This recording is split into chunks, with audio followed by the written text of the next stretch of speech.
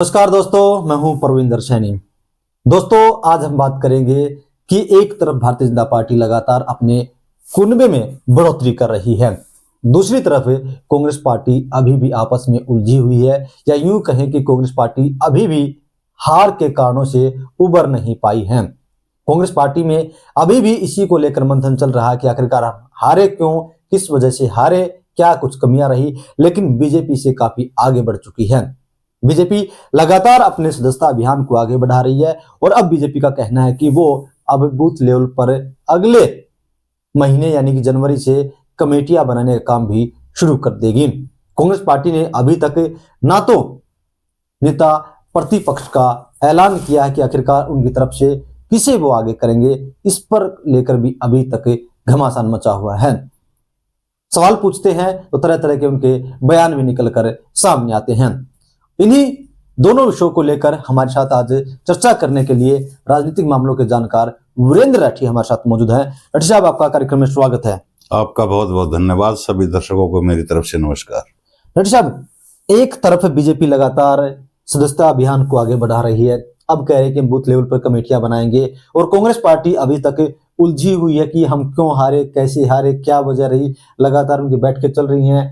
कोई कहता है कि भाई प्रभारी ने हराए, कोई कह रहा है कि अध्यक्ष ने हरवाए। इस तरह के बयान निकलकर सामने आते हैं। देखो, जहां तक संगठन की बात है कि कांग्रेस पार्टी के ऊपर के अंदर तो आरोप प्रत्यारोप आज भी हैं। जो प्रदेश अध्यक्ष बयान दे रहे हैं, बाबरिया के बयान उनसे मेल नहीं खा रहे हैं। अलग अलग विचारधाराएं आ रही हैं। जहां तक संगठन की बात, आपने भारतीय जनता पार्टी की बात की कि बूथ स्तर की कमेटियां जनवरी में बनने आरंभ हो जाएंगी।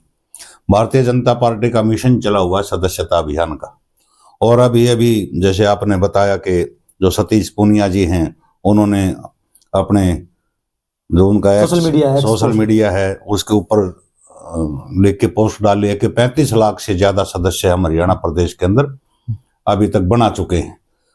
और इसी कड़ी में आप देखोगे तो बेरी विधानसभा क्षेत्र का आंकड़े का मेरे को पता लगा कि करीब जो है 40,000 कार्यकर्ता बेरी विधानसभा क्षेत्र के अंदर भारतीय जनता पार्टी की सदस्यता ज्वाइन कर गए। अगर इसी प्रकार की एवरेज पूरे हरियाणा के अंदर तकरीबन चली हुई है। कुछ इलाके पीछे हैं, कुछ नहीं है। और जहां तक ये बात की कि हर पार्टी संगठन के बारे में जो ये चर्चा करना, हम पदाधिकारी नियुक्त करेंगे जनवरी में, तो सीधी सी बात है, जो भारतीय जनता पार्टी का नेता बनने की चाह रख रहा है, चुनाव लड़ने की जो इच्छा प्रकट कर रहा है, तो वो सदस्यता अभियान पर जोर देगा। ज्यादा से ज्यादा लोगों को सदस्य बनाएंगे तो भाजपा ने तो सीधा फार्मूला दे रखा है कि वह एक्टिव मेंबर जो बने वो अपने नीचे 50 एक्टिव मेंबर और बनाओ। तो इस प्रकार से संख्या बढ़ेगी तो क्यों नहीं कि पद नामों के ऊपर पद देने के लिए विचार किया जाएगा। तो ये तो एक पद देने की लालसा भी हो सकती है कि वह एक लालच दे दिया जाए कि ज्यादा फील्ड में लोग उतरें और अपने मेंबरशिप अभियान को गति दें। लेकिन जहां तक संगठन की जहां तक बात है कि भारतीय जनता पार्टी के मुकाबले का कोई दल इस प्रकार का आज हरियाणा प्रदेश के अंदर तो है नहीं कि जितनी तेज गति से और सार्थक परिणाम लेकर के जो ये अपने संगठन के मामले में लेकर के आते हैं, उसके प्रति काफी मतलब जुड़े रहते हैं, गैप नहीं रखते किसी भी प्रकार का। डॉक्टर साहब, क्या वजह है कि कांग्रेस पार्टी पिछले लंबे समय से अब तक उनका संगठन नहीं बन पाया? कोई जिला अध्यक्ष नहीं, कोई उनके मेंबर नहीं, क्या दिक्कत है कांग्रेस पार्टी, क्या की वजह क्या रही? ये तो कांग्रेस पार्टी के जो सीनियर लीडर है ना, जो चुनाव जीते हुए हैं और जो हारे हुए हैं, वो तो सारे ही चिल्ला चिल्ला के कह रहे हैं कि हम संगठन की वजह से हारे। जीतने वाले प्रत्याशी भी कह रहे हैं कि हमारे पार्टी का संगठन ना होना, कहीं न कहीं सरकार में ना आना एक बहुत बड़ा फैक्टर इस चीज का रहा।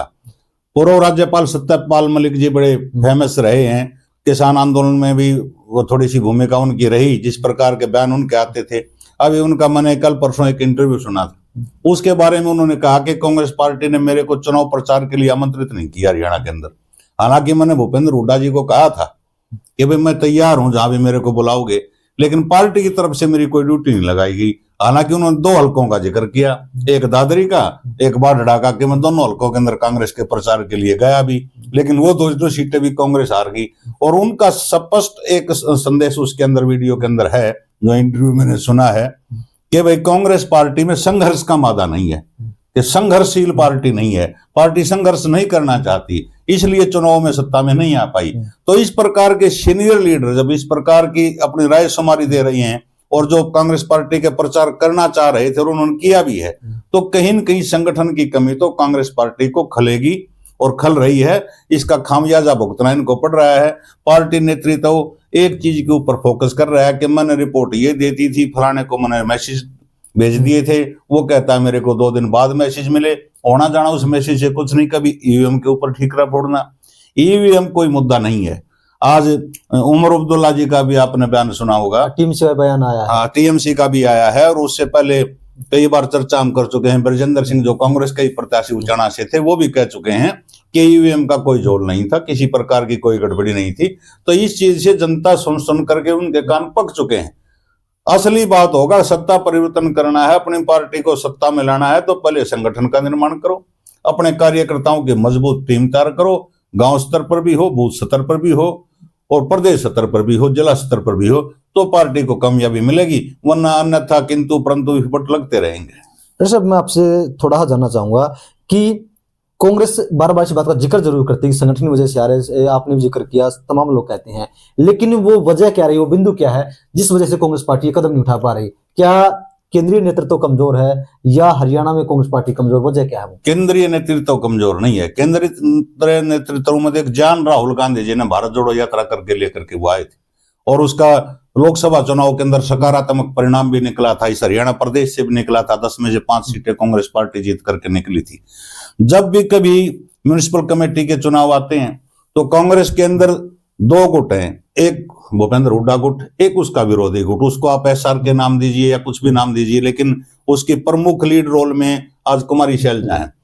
तो उस समय कुमारी शैलजा तो कहेंगे कि पार्टी के निशान पे चुनाव लड़ाओ, भूपेंद्र हुड्डा जी कहेंगे कि निशान पे नहीं लड़ाओ, ये तो भाईचारे का चुनाव है। दोनों के बीच यहाँ खिंच जाती है, निशान पे चुनाव लड़ते नहीं, फिर हार हो जाती है। फिर कहेंगे चुनाव लड़ाना चाहिए था निशान पे। हालांकि भविष्य के बारे में तो कांग्रेस फैसला कर चुकी है कि जो निगमों के, कारपोरेशन के जो चुनाव होने हैं हरियाणा प्रदेश के अंदर, हर पार्टी मेरे सामने निशान पे लड़ाएगी, कांग्रेस जरूर लड़ाएगी। दूसरी बात, जब संगठन की बात आती है कि जिला अध्यक्ष नियुक्त करने हैं, तो भूपेंद्र हुड्डा गुट का एक अलग पैनल जाता है कि ये आदमी जिला महासचिव होना चाहिए, ये जिला अध्यक्ष होना चाहिए, ये ब्लॉक अध्यक्ष होना चाहिए। दूसरे विरोधी जो उनका अपोनेंट ग्रुप है वो अलग नामों को भेज देता है, और जो प्रभारी लगाया जाता है वो प्रभारी फुल पावरलेस प्रभारी है, वो पावर उसके पास नहीं है। वो दोनों से तालमेल चाहता है कि शैलजा गुट भी नाराज ना हो, रणदीप जी भी नाराज ना हो, या भूपेंद्र हुड्डा जी भी नाराज हो ना हो। वो ऊपर से भी तालमेल सा थोड़ा ऐसी सेटिंगबाजी से रखता है कि जो तेरी कुर्सी बची रहे। स्पष्ट विचार जो होने चाहिए ना, स्पष्ट संदेश, ना तो वो हाईकमान को बता पा रहा और ना इनमें से किसी को समझा पा रहा कि भाई ये फैसला हमने लेना है, इसको बनाना है। सबसे बड़ा जो झगड़ा इस बात के अंदर है वो गुटबाजी का झगड़ा है, और गुटबाजी है भी रहेगी तब तक संगठन का विस्तार कांग्रेस पार्टी नहीं कर सकती हरियाणा प्रदेश के अंदर। सब गुटबाजी बड़ी वजह है संगठन का न बनना, लेकिन नेता प्रतिपक्ष न बनना ये किसकी वजह है? ये भी एक गुटबाजी का है। 4 दिन पहले एक मेरे कांग्रेस के एक सीनियर कार्यकर्ता से मेरी बात हुई। उसने कहा कि एक सीनियर विधायक, 4-5 बार के विधायक, उन्होंने से हमने पूछा कि जी विपक्ष का नेता क्यों नहीं बना रहा, तो उन्होंने स्पष्ट बात कही कि हम तो चौधरी भूपेंद्र सिंह हुड्डा जी का नाम हमने लिया है और हम चाहते हैं ये बने, लेकिन हाईकमान नहीं चाहता, पेंच यहाँ फंसा हुआ है। तो गुटबाजी के कारण हाईकमान नहीं चाह रहा। ना तो 37 एमएलए में से 31 से 32 एमएलए भूपेंद्र हुड्डा जी का नाम ले रहे हैं। 72 टिकटें भूपेंद्र हुड्डा जी ने इस चुनाव में बांटी हैं, तो जो जीत के आए हैं तो मेजोरिटी में उन्हीं के आदमी जीत करके आए हैं। उन्होंने नाम तय कर दिया, फिर भी उनका ना बनना, कहीं इनका जो विरोधी धड़ा है कि वो भी कहीं न कहीं अपनी पकड़ को केंद्रीय नेतृत्व के अंदर मजबूती से उस बात को अपने पक्ष को रख रहा है। मतलब जिस तरीके 2026 में अब जो है सीटें बढ़ेंगी, हरियाणा की लोकसभा हो या विधानसभा की सीटें बढ़ेंगी, तो जिस तरीके से बीजेपी एक्टिव मोड में है और कांग्रेस जो डाउन मोड में है, तो क्या जब 2029 में चुनाव होंगे तो इसका सीधा सीधा फायदा बीजेपी को होने जा रहा है? देखो, ये कहना बड़ी जल्दबाजी है। पूरा एक तरह से सिस्टम ही चेंज हो जाएगा। हल्के जो बढ़ने हैं, किस हल्के के अंदर कौन कौन से गांव लगेंगे, रिजर्वेशन भी चेंज होनी है कि कौन हल्का ओपन होगा, जर्नल होगा, कौन रिजर्वेशन में होगा।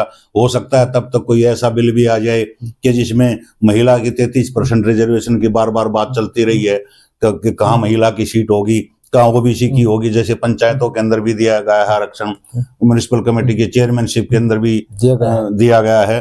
तो ये तो कई दाव पेच इसके अंदर चलेंगे। पार्लियामेंट के लिए भी इसी प्रकार का सिस्टम होगा। लेकिन कहीं कहीं जो पार्टी सत्ता में होती है और सत्ता में रहती हुई पार्टी एक दो हल्के का जो भूगोल है वो इधर से उधर बदलवा करके अपने अनुसार सेट कर सकती है, और वो तो जो फाइनल हल्के हो जाएंगे, इस बात का आकलन तभी उस रिजल्ट पे पहुंचा जाएगा कि किसको फायदा होने जा रहा है, किसको फायदा नहीं होने जा रहा है। लेकिन इतना जरूर है कि वो कहते हैं ना कि कोई मूंगफली बेचने वाले के घर चोरी होगी, तो घर पे मूंगफली उसका रखी थी, तो गांव के आदमी जहाँ भाई के नुकसान हो गया, जो आदमी जावे वो 8-10 मूंगफली उठावर खा ले, भला कितना नुकसान हो गया, भला ये बहुत नुकसान होने लग रहा है। तो वही कहानी आज कांग्रेस पार्टी के साथ है। श्रुति चौधरी मंत्री बनी है, तो शाम से पहली बार विधायक बनी है, पहले एमपी रही थी, और इतना अच्छा महकमा उनको सिंचाई का मिला है। आज वहां सी के अंदर गई थी किसी पेट्रोल पंप के ऊपर, जहां कांग्रेस पार्टी से नेता टिकट मांग रहे थे हांसी से, वो नेता आज उनके स्वागत में बुक्का देते हुए उनको नजर आए हैं, उनकी वीडियो आई हुई है। लेकिन हम ये तो पुष्टि नहीं करते कि वो भाजपा की तरफ रुख हो गया, लेकिन उनके समर्थन में श्रुति के जब वो सम्मान करने के लिए वहां पहुंचे हैं, तो कहीं न कहीं कांग्रेस से तो उनका मोह कम हुआ ही है, श्रुति के माध्यम से बीजेपी की तरफ तो उनका रुझान बढ़ा ही है। अगर इस प्रकार का कदम कांग्रेस पार्टी ने नहीं उठाया, अपने संगठन की तरफ ध्यान नहीं दिया, तो ये बचा खुचे जो कार्यकर्ता हैं, क्योंकि 10 साल पहले कांग्रेस का कार्यकर्ता सत्ता से बाहर रह चुका है, 5 साल ये निश्चित हो गए हैं सत्ता से बाहर रहना, तो वो भी पलायन कर जाएगा भाजपा की तरफ। कहीं न कहीं इस प्रकार के संकेत हैं कि भाई हर हल्के से कांग्रेस का जो सीनियर वर्कर अपने आप को माना करते, जो बड़े सपने पाल करके बैठे थे, वो इधर खिसकना शुरू ना हो जाए। दोस्तों आजकल एक चीज और देखने को मिली है कि जो पूर्व सीएम भूपेंद्र सिंह हुड्डा हैं वो बड़े एक्टिव नजर आ रहे हैं, तो क्या कोई गंभीर संकेत मिल रहे हैं चीज के? देखिए, इसमें भी थोड़ा सा कहना जल्दबाजी है, लेकिन एक चीज पक्की है, जब चुनाव आते थे तो कांग्रेस पार्टी की तरफ से कार्यकर्ताओं के पास मैसेज आते थे कि फला तारीख को भूपेंद्र हुड्डा जी का प्रोग्राम ये होगा, दीपेंद्र हुड्डा जी का ये होगा, और आज चुनाव के बाद वो मैसेज बंद हो जाते थे। लेकिन कुछ समय से भूपेंद्र हुड्डा जी के प्रोग्राम के मैसेज दीपेंद्र हुड्डा जी के उनके कार्यकर्ताओं के पास पहुंच रहे हैं कि हुड्डा साहब जो है इतने बजे रोहतक पहुंचेंगे, कार्यकर्ताओं से अनुरोध है कि जिसको मिलना है कि वो मिलें। यानी कि हुड्डा साहब कहीं न कहीं ये जरूर मान करके चल रहे हैं कि विपक्ष का नेता अगर तेरी गुट का ना बने, तेरी पसंद का ना बने, और प्रदेश अध्यक्ष तेरी पसंद का ना बने, तो कार्यकर्ताओं को अपना जो उनका गुट है, उन कार्यकर्ताओं को वो ढीला नहीं छोड़ना चाहते, उनसे दूरी नहीं बनाना चाहते, तो उनको साथ रोक करके चलना चाहते हैं, ताकि भविष्य में कोई अलग फैसला भी लेना पड़ जाए तो एक कार्यकर्ताओं की टीम तुम्हारे साथ हमेशा खड़ी रहे। ये संकेत जरूर हैं, और हरियाणा प्रदेश का इतिहास रहा है। चौधरी बंसीलाल जी 10-12 साल प्रदेश के मुख्यमंत्री रहे, अलग पार्टी उन्होंने बनाई, सत्ता में लौटे। चौधरी भजनलाल जी प्रदेश अध्यक्ष रहे, उन्होंने अलग पार्टी बनाई, उनका सूत नहीं बैठा, मुख्यमंत्री रहे, पार्टी अलग बनाई, दोबारा मर्ज कर दिया कांग्रेस के अंदर। भूपेंद्र हुड्डा जी भी 9.5 साल के करीब जो है सत्ता में रहे हैं, और तो इनका भी ये है कि फॉलोवर एक गुट तो 90 की 90 सीटों के ऊपर इनका है ही। तो अगर इनके चहेते प्रदेश अध्यक्ष और विपक्ष के नेता यहाँ नहीं बने तो इस प्रकार का फैसला ले सकते हैं, क्योंकि जो पीछे का इतिहास हरियाणा प्रदेश की राजनीति का रहा है उसमें राव वीरेंद्र सिंह जी का भी एक नाम है कि वे प्रदेश के थोड़े समय के लिए मुख्यमंत्री रहे थे, लेकिन उन्होंने विशाल हरियाणा पार्टी के नाम से पार्टी बनाई थी, बाद में उनका भी कांग्रेस के अंदर मर्ज हो गया था। तो ये परंपरा हो सकता है कि आगे देखने को मिले। और आगे तो एक सीधी सी बात है, एक फैसला और होने जा रहा है, वो शायद इस सत्र में आए या अगले सत्र में वो बिल आ जाएगा कि 7 चुनाव होंगे लोकसभा के और विधानसभा के, कि भाई एक देश एक चुनाव, इस प्रकार का नारा है, और वो बिल पास हो जाएगा। तो उसमें भी थोड़ा सा स्थितियां कई प्रदेशों की इधर से उधर होंगी, किसी का कार्यकाल 6 महीने कम हो जाएगा, किसी का विधानसभा भंग हो जाएगी तो गवर्नर राज रख देंगे, लोकसभा के साथ होगा। हो सकता है कि प्रदेश में हरियाणा का जैसे 3-4 महीने बाद चुनाव हुआ था लोकसभा के, वो 3-4 महीने पहले हो जाए 29 में, तो लेकिन परिसीमन की जहां तक आपने बात की उसमें समय लगेगा। तो चलिए दोस्तों, कहीं ना कहीं यह तस्वीर साफ होती हुई अभी भी नहीं दिख रही कि कांग्रेस पार्टी कोई बड़ा कदम उठाएगी, लेकिन बीजेपी जरूर लगातार आगे बढ़ रही है, अपने संगठन को मजबूत कर रही है। और 2029 में जब चुनाव होंगे या 26 में जब नया परिसीमन बनेगा तो उसमें जो सीटें बढ़ेंगी उसका फायदा भी ये देखना दिलचस्प होगा कि आखिरकार किस पार्टी को मिल रहा है।